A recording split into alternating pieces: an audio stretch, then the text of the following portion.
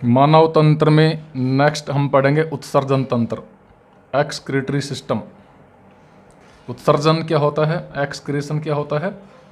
नाइट्रोजनी अपशिष्ट पदार्थों को शरीर से बाहर निकालने की क्रिया को उत्सर्जन कहते हैं। हमारे शरीर में नाइट्रोजन के बने हुए अपशिष्ट पदार्थ बनते रहते हैं जिनको शरीर से बाहर निकालना आवश्यक है, तो ये प्रक्रिया कहलाती है उत्सर्जन। नाइट्रोजनी अपशिष्ट पदार्थों को शरीर से बाहर निकालने की प्रक्रिया को उत्सर्जन कहते हैं। नाइट्रोजनी अपशिष्ट निम्न प्रकार के होते हैं। एक होती है अमोनिया NH3, एक होता है यूरिया, ये भी नाइट्रोजन का बना होता है, NH2CONH2। यूरिक अम्ल भी क्या होता है, इसमें नाइट्रोजन होती है, और अमीनो अम्ल भी NH2 समूह होता है, इसमें नाइट्रोजन होती है। तो उत्सर्जी या अपशिष्ट उत्पादों की प्रकृति के आधार पर जंतुओं को निम्न श्रेणियों में बांटा जाता है। एक तो है अमोनोटेलिक, अमोनिया उत्सर्जी। तो क्या होते हैं? वे जंतु जो अमोनिया का उत्सर्जन करते हैं अमोनोटेलिक कहलाते हैं, अमोनिया उत्सर्जी कहलाते हैं। जैसे अमीबा, स्पंज, हाइड्रा, अस्थिल मछलियां, उभयचर तथा जलीय जीव।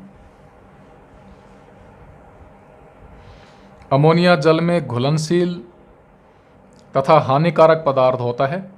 इसके उत्सर्जन के लिए अत्यधिक जल की आवश्यकता होती है। उसके बाद है यूरियोटेलिक, यूरिया उत्सर्जी। तो वे जंतु जो यूरिया का उत्सर्जन करते हैं, अपशिष्ट पदार्थ के रूप में यूरिया का उत्सर्जन करते हैं, यूरियोटेलिक कहलाते हैं। जैसे स्तनधारी, स्तनधारी में जैसे मनुष्य, गाय, भैंस, बकरी, भेड़ आदि। समुद्री मछलियां। एक होता है यूरिकोटेलिक, यूरिक अम्ल उत्सर्जी। तो वे जंतु जो अपशिष्ट पदार्थ के रूप में यूरिक अम्ल का उत्सर्जन करते हैं यूरिकोटेलिक कहलाते हैं, यूरिक अम्ल उत्सर्जी कहलाते हैं। जैसे पक्षी, कीट, सरीसृप जैसे छिपकली आदि। एक होता है अमीनोटेलिक, एक तो अमोनियाटेलिक, एक अमीनोटेलिक। अमोनिया का उत्सर्जन करने वाले अमोनोटेलिक और अमीनो अम्ल का उत्सर्जन करने वाले जंतु कहलाएंगे अमीनोटेलिक। जैसे सीपी, घोंगा, तारा मछली। मानव में उत्सर्जन, मानव के इंपॉर्टेंट है, मानव के उत्सर्जन तंत्र में निम्न अंग होते हैं। मुख्य अंग 4 प्रकार के हैं। एक तो वृक्क होता है, किडनी, संख्या में 2 होते हैं, बायां और दायां। मूत्रवाहिनियां, ये भी 2 होती हैं, मूत्राशय, यूरिनरी ब्लैडर, और मूत्रमार्ग, यूरिथ्रा।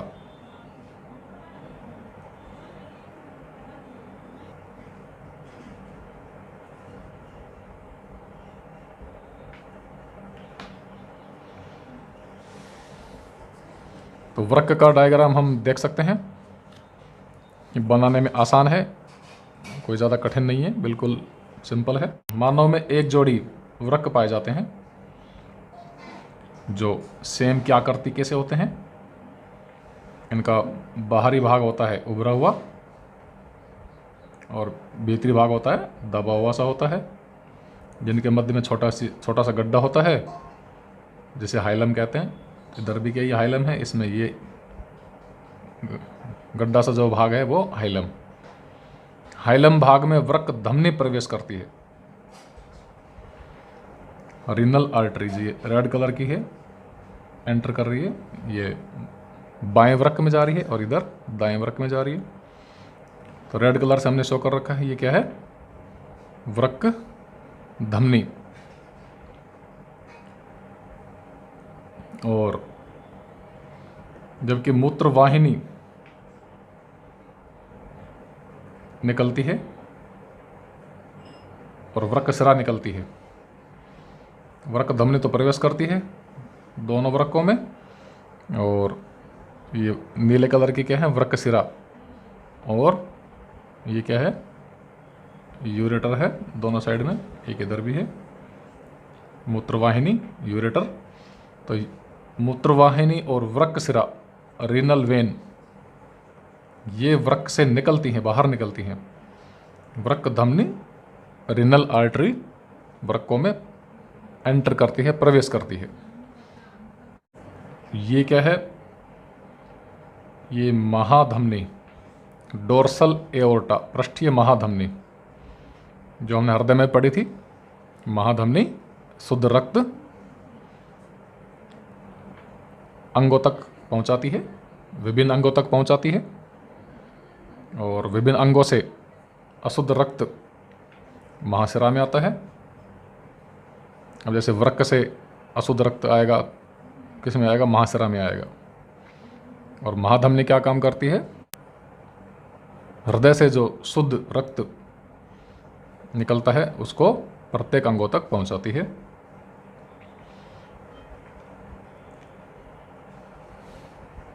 ये मूत्राशय है, दोनों तरफ की मूत्रवाहिनी, यूरेटर्स मूत्राशय में खुलती है, और मूत्राशय मूत्र मार्ग में खुलता है। तो ये है वृक्क का या उत्सर्जन तंत्र का डायग्राम, एग्जाम में आ सकता है।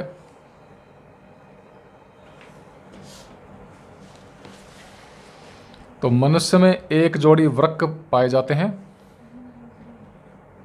दोनों वृक्क उदर में कशेरुक दंड के दोनों ओर, रीढ़ की हड्डी के दोनों तरफ स्थित होते हैं। वृक्क गहरे लाल एवं सेम के बीज की आकृति के होते हैं, अर्थात इनका बाहरी भाग उभरा हुआ तथा भीतरी भाग दबा हुआ होता है, जिसके मध्य में एक छोटा सा गड्ढा हाइलम होता है। हाइलम भाग में वृक्क धमनी प्रवेश करती है, जबकि मूत्र वाहिनी एवं वृक्कशिरा बाहर निकलती है। मूत्रवाहिनियां ये वृक्क से निकलकर मूत्राशय तक जाती है। इसकी भित्ति मोटी होती है तथा गुहा संकरी होती है। इसकी भित्ति में क्रमाकुंचन, पेरिस्टालसिस पाया जाता है, जिसके कारण मूत्र आगे की ओर बढ़ता है। मूत्राशय यह उदर के पिछले भाग में स्थित होता है। मूत्राशय में मूत्र वाहिनियां आकर खुलती है तथा इसमें मूत्र संचित होता है, संग्रहित होता है। अतः इसे मूत्र संचय आशय, यूरिन रिजर्वोयर भी कहते हैं। मूत्रमार्ग, चौथा पार्ट क्या है, उत्सर्जन तंत्र का। मूत्रमार्ग मूत्राशय का पश्च छोर पतला होकर एक नलिका में परिवर्तित हो जाता है, जिसे मूत्र मार्ग कहते हैं। उसके बाद वृक्क की आंतरिक संरचना। ये तो हम बाहर से देख रहे हैं, वृक्क बाहर से इस प्रकार का होता है, सेम के बीज की आकृति का, गहरे लाल रंग का। लेकिन इंटरनल स्ट्रक्चर कैसी होती है? आंतरिक संरचना में वृक्क के दो भाग होते हैं। बाह्य भाग कॉर्टेक्स या वल्कुट, रीनल कॉर्टेक्स, ये जो बाहर से दिख रहा है ये क्या है, कॉर्टेक्स है, रीनल कॉर्टेक्स, वल्कुट। आंतरिक भाग है मध्यांश या मेडुला, जो रेड कलर्स के दिख रहे हैं, पिरामिड जैसे, रीनल पिरामिड, वृक्कीय पिरामिड।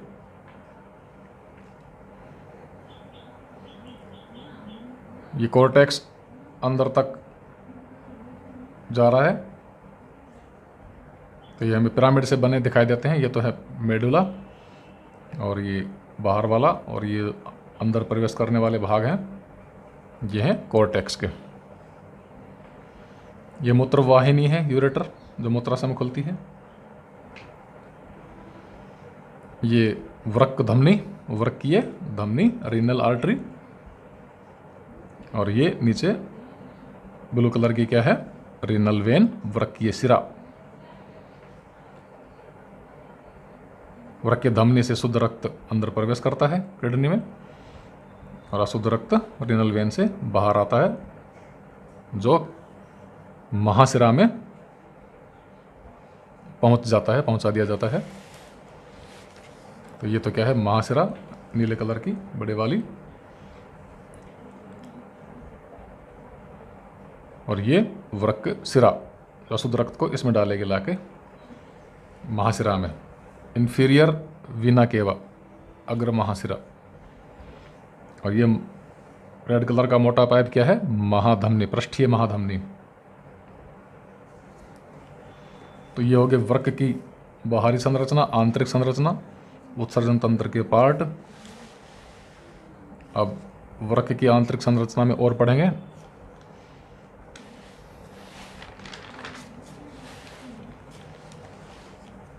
प्रत्येक वृक्क में 10 लाख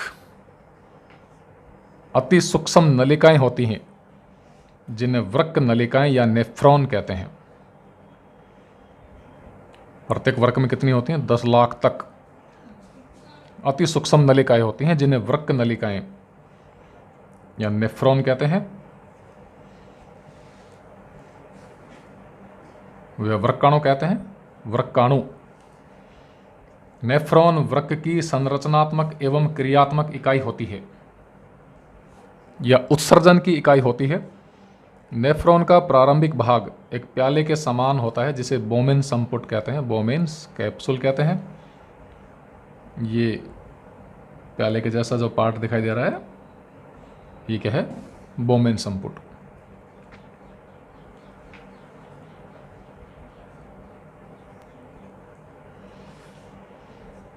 तो बोमेन संपुट की संरचना में हम देख सकते हैं कि एक तो है अभिवाहित धमनिका, एफेरेंट आर्टेरियोल, अभिवाहित धमनिका जो रक्त को बोमेन संपुट में लेकर आती है, और ये भीतर उलझ के एक प्रकार से इधर से निकलती है। दूसरा सिरा इसका अभिवाहित धमनी का व्यास थोड़ा बड़ा होता है, और ये जो निकल रही है अपवाही धमनी का, इसका व्यास छोटा होता है, यानी ये सकड़ी होती है और ये चौड़ी होती है।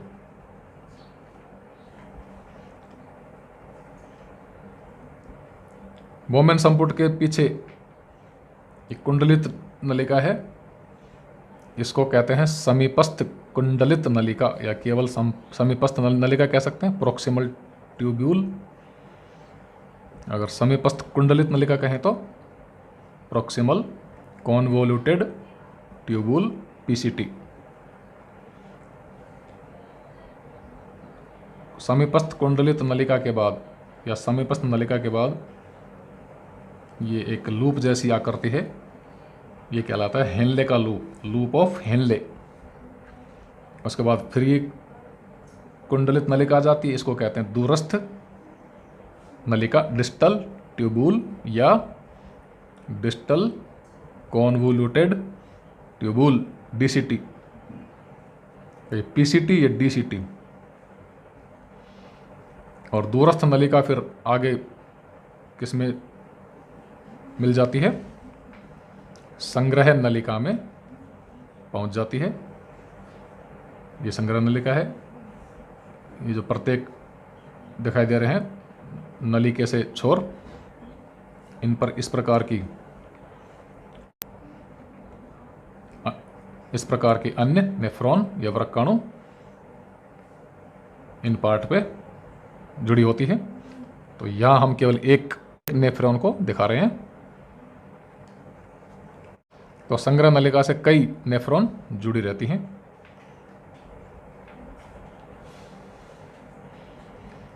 तो वृक्काणु या नेफ्रॉन की स्ट्रक्चर में एक तो प्याले जैसा भाग है, बोमेन संपुट, इसमें अभिवाहित धमनिका है जो रक्त को लेके आती है, और इसमें से रक्त घूम फिर के केशिकाओं का गुच्छ होता है इसमें, जिसे ग्लोमेरुलस कहते हैं।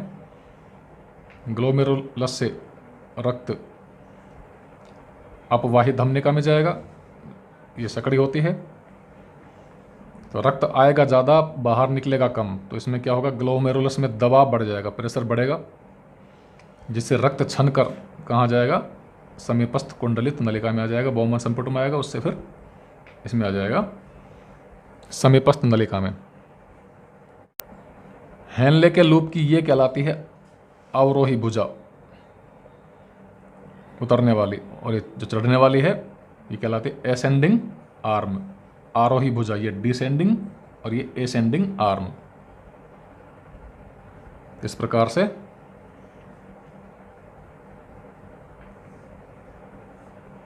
ये क्या है, दूरस्थ नलिका है। मूत्र इस प्रकार से जो बनेगा वो आगे बढ़ेगा। तो बोमेन संपुट एक प्यालेनुमा संरचना है। बोमेन संपुट क्या है, एक प्याले की जैसी स्ट्रक्चर है जिसमें रक्त नलिकाओं का गुच्छा होता है। रक्त नलिकाओं का गुच्छा होता है जिसे केशिका गुच्छ या ग्लोमेरुलस कहते हैं। ग्लोमेरुलस तथा बोमेन संपुट को संयुक्त रूप से मैलपीगी कोष कहते हैं। ग्लोमेरुलस और बोमेन संपुट को मिलाकर बोलते हैं, क्या कहते हैं, मैलपीगी कोष। नेफ्रॉन का शेष भाग एक नलिका के रूप में होता है। वृक्क नलिकाएं परस्पर संयोग कर संग्रह वाहिनियों में खुलती है। जैसे ये पूरी एक वृक्क नलिका है, ये यहाँ खुल रही है संग्रह वाहिनी में। नेफ्रॉन का शेष भाग नलिका के रूप में होता है। वृक्क नलिकाएं परस्पर संयोग कर संग्रह वाहिनियों में खुलती है। एक ओर की समस्त संग्रह वाहिनियां मूत्र वाहिनी में खुलती है। प्रत्येक मूत्र वाहिनी वृक्क के आंतरिक भाग से बाहर निकलती है। तो प्रत्येक मूत्र वाहिनी कहाँ से निकलेगी, वृक्क के आंतरिक भाग से बाहर निकलती है। जैसा कि पहले बताया था, वृक्क शिरा और मूत्र वाहिनी बाहर निकलती है और वृक्क धमनी वृक्क में प्रवेश करती है।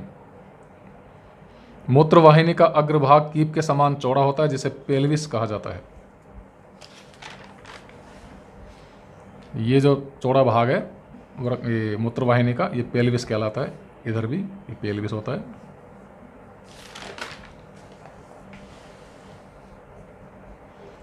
पश्च भाग एक लंबी नलिका के रूप में होता है। प्रत्येक ओर की मूत्र वाहिनी मूत्राशय में खुलती है। दोनों साइड की मूत्र वाहिनी यूरेटर किस में खुलेगी, यूरिनरी ब्लैडर में खुलेगी, मूत्राशय में खुलेगी। तो ये हो गई नेफ्रॉन की संरचना, वृक्काणु की या वृक्क नलिका की संरचना। उसके बाद पढ़ेंगे मूत्र का बनना एवं उत्सर्जन। उत्सर्जन की क्रियाविधि निम्न चरणों में पूरी होती है। 3 चरण हैं इसके मुख्यतः। एक तो परानिस्यंदन, अल्ट्राफिल्ट्रेशन या छानना।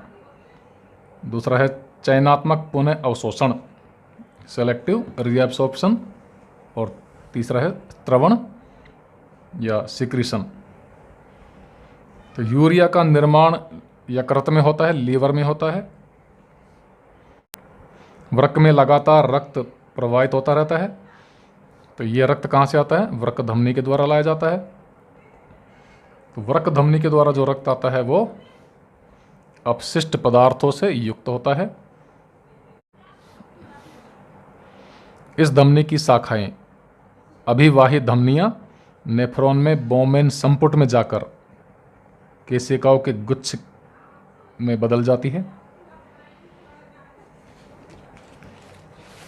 तो जैसा हम पहले बता चुके हैं, अभिवाही धमनी का व्यास ज़्यादा होता है और अपवाही का कम होता है। तो यहाँ पर क्या होगा, ग्लोमेरुलस में दाब बढ़ जाता है। तो प्रेशर पड़ेगा तो क्या होगा, तो यहाँ का जो ब्लड है वो छनकर इसमें आ जाएगा, वृक्क नलिका के इस छोर में आ जाएगा, समीपस्थ नलिका में आ जाएगा। यहाँ से आगे बढ़ता रहेगा फिल्ट्रेट या छनित,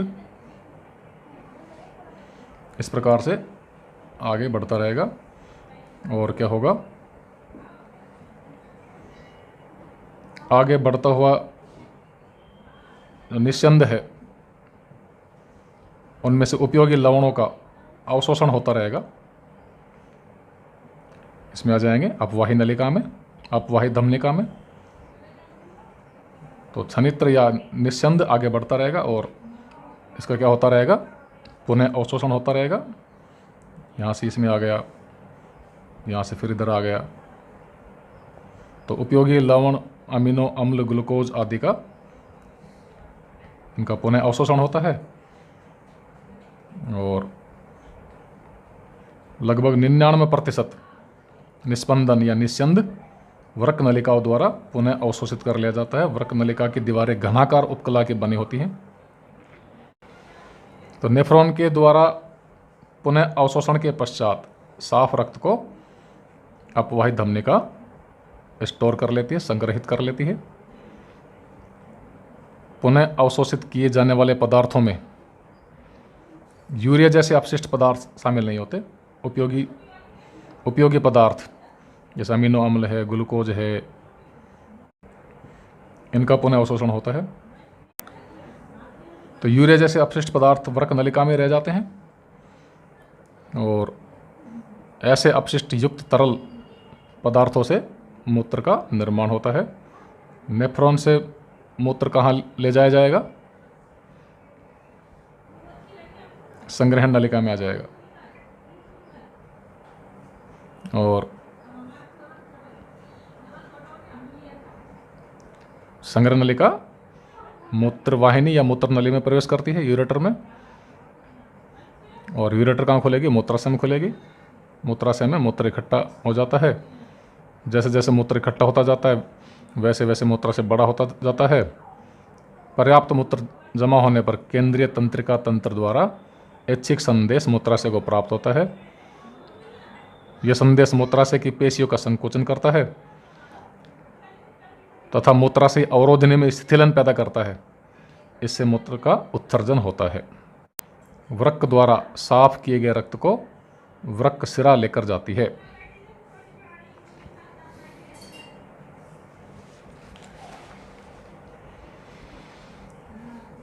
तो एक बार फिर बता देते हैं, 3 चरणों में इसकी प्रक्रिया होती है। परानिस्यंदन, छानना, चयनात्मक पुनः अवशोषण, स्त्रवण। यूरिया का निर्माण यकृत में होता है। वहाँ से अपशिष्ट पदार्थ युक्त रुधिर यानी अशुद्ध रक्त वृक्कीय धमनी द्वारा प्रत्येक वृक्क में पहुँचता है। अशुद्ध रुधिर लाने वाले धमनी अनेक अभिवाहित धमनिकाओं में विभाजित होकर बोमेन संपुट में स्थित ग्लोमेरुलस को रक्त देती है। ग्लोमेरुलस में रुधिर ले जाने वाली धमनियों को अभिवाहित धमनियाँ तथा बाहर ले जाने वाले धमनियों को अपवाहित धमनियाँ कहा जाता है। अभिवाहित धमनिकाओं का या अभिवाहित धमनियों का व्यास अपवाहित धमनियों से अधिक होने के कारण ग्लोमेरुलस में रुधिर दाब बढ़ जाता है, जिससे अभिवाहित धमनियों के रुधिर से अति सूक्ष्म निस्पंदन अल्ट्राफिल्ट्रेशन द्वारा जल, ग्लूकोज, यूरिक अम्ल तथा कुछ लवण छनकर बोमेन संपुट में आ जाते हैं। इनमें मूत्र के साथ साथ अतिरिक्त ग्लूकोज, एमिनो अम्ल तथा उपयोगी लवण भी होते हैं। बोमेन संपुट से यह संपूर्ण द्रव वृक्क नलिका के ग्रंथिल भाग में जाता है। समीपस्थ नलिका में हेनले के लूप से होता हुआ दूरस्थ नलिका में। यहाँ से ग्लूकोज, उपयोगी लवण एवं जल का कुछ भाग पुनः अवशोषित किया जाता है। अवशेष द्रव में केवल अपशिष्ट पदार्थ बचते हैं, जिसे मूत्र कहते हैं। यह मूत्र वृक्क नलिका से संग्रह वाहिनियों में चला जाता है। वहाँ से मूत्र वाहिनियों में यूरेटर्स में जाता है, जो मूत्राशय में खुलती है। इस प्रकार मूत्राशय में संचित हो जाता है एवं आवश्यकता पड़ने पर मूत्राशय की पेशियों के संकुचन से मूत्र मार्ग द्वारा शरीर से बाहर निकल जाता है।